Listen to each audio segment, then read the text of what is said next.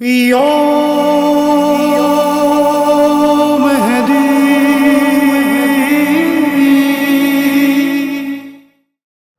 اعوذ باللہ من الشیطان الرجیم بسم اللہ الرحمن الرحیم اللہم عرفنی نفسک فإنک ان لم تعرفنی نفسک لم اعرف رسولک اللہم عرفنی رسولک فإنک ان لم تعرفنی رسولک لم اعرف حجتک اللہم عرفنی حجتک فإنک ان لم تعرفنی حجتک ضللت عن دینی۔ آئیے اپنے امام کے متعلق جانیں۔ ایکسپٹ 28 28واں اقتباس کہ جس میں سلسلہ پہنچا تھا 24ویں باب تک، چیپٹر 24، جس کا آغاز کر رہے ہیں مصنف شیخ صدوق علیہ الرحمہ کی کتاب کمال الدین و تمام النعمہ۔ اس باب میں مصنف علیہ الرحمہ گزشتہ باب کی ہی طرح آخری امام کے خداوند عالم کی جانب سے مقرر کردہ 12ویں امام ہونے پر چند روایات کو پیش کر رہے ہیں کہ جہاں پر نص سے پیغمبر اکرم امام کے 12ویں امام ہونے کے سلسلے میں جو وارد ہوئی ہے اسے بیان کرتے ہیں۔ یہاں پر اس باب میں چند روایت آپ کے سامنے پیش کریں گے کہ جس میں خصوصاً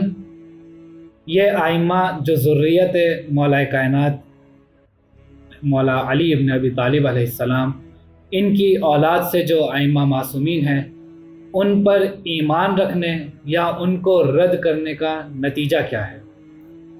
یہ باب اسی عنوان سے روایت پیش کر رہے ہیں آپ کے سامنے کہ پیغمبر اکرم صلی اللہ علیہ وآلہ وسلم تیسری روایت میں حدیث قدسی نقل کرتے ہیں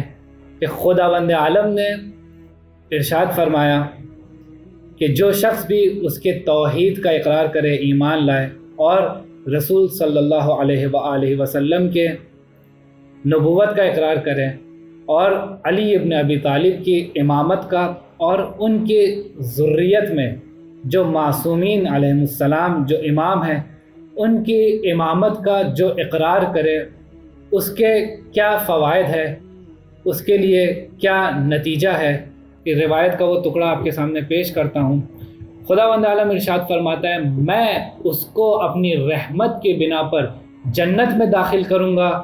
اور اپنی مغفرت کی وجہ سے اسے آتش دوزخ سے نجات عطا کروں گا اور اس کو اپنے جوار میں رہنے کا اذن دوں گا۔ میں اپنی عزت اس پر واجب قرار دوں گا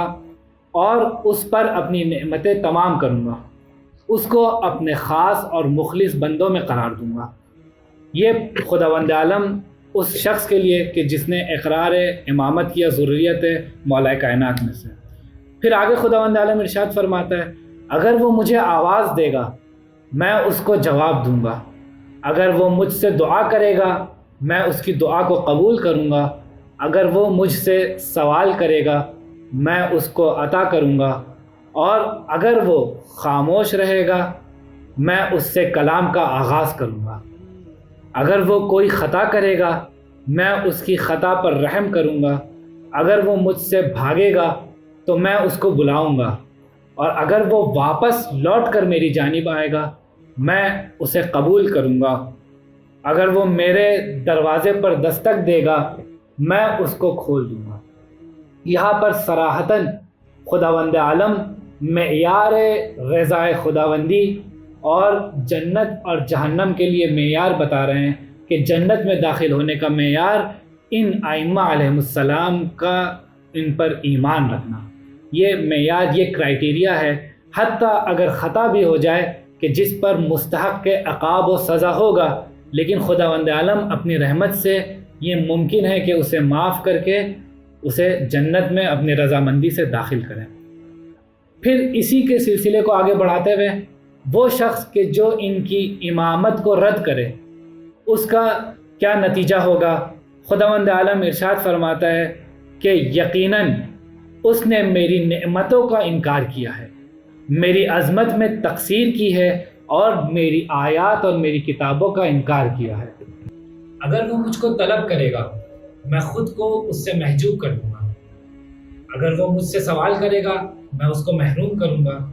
جب وہ مجھے آواز دے گا میں اس کی آواز نہیں سنوں گا، اور جب وہ مجھ سے دعا کرے گا میں اس کی دعا کو قبول نہیں کروں گا۔ اگر وہ مجھ سے توقع کرے گا میں اسے مایوس کروں گا۔ یہ اس کے لیے میرا عذاب ہے، اور میں اپنے بندوں پر ظلم نہیں کرتا۔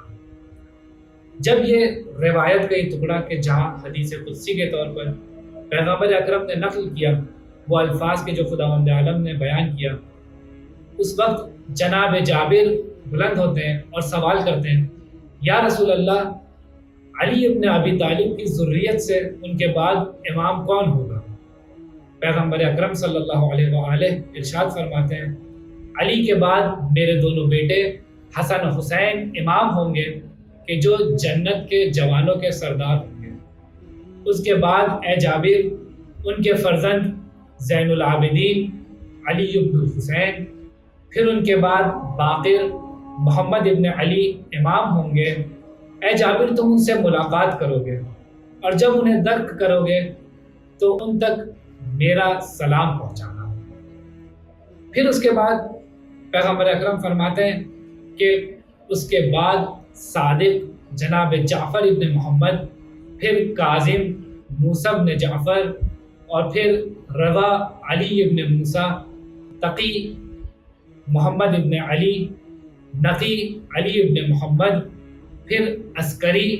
حسن ابن علی، اور اس کے بعد میرے اولاد میں میری امت کا امام مہدی ہوگا جو حق پر قیام کرے گا اور اس دنیا کو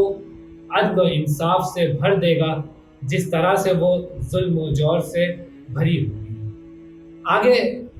ارشاد فرماتے ہیں، اے جابر، یہ میرے آئمہ، میرے جانشین میری ہی ذریت میں سے ہوں گے۔ جس نے ان کی اتباع کی اس نے گویا میری اتباع کی، اور جس نے ان کا انکار کیا یا ان میں سے کسی ایک کا انکار کیا۔ یہ بڑے اہم نقطے کی طرف پیغمبر اکرم اشارہ کر رہے ہیں کہ جس نے ان ائمہ میں سے کسی ایک کے جانب بھی انکار کیا یا رد کیا اس نے پیغمبر اکرم کی نبوت کا اور رسالت کا انکار کیا۔ پھر پیغمبر اکرم ارشاد فرماتے ہیں کہ انہی ائمہ کی سبب یہ سبب ہے کہ خداوند عالم نے آسمانوں کو زمین پر گرنے سے روکا ہے۔ آخر میں خداوند عالم سے دعا یہی ہے کہ پیغمبر اکرم اور ائمہ علیہ السلام کے واسطے سے ان کے صدقے میں ان ائمہ علیہ السلام کی محبت، خالصانہ محبت ہمارے دل میں قرار دے۔ وآخر دعوانا ان الحمدللہ۔ اللهم عجل وليك الفرج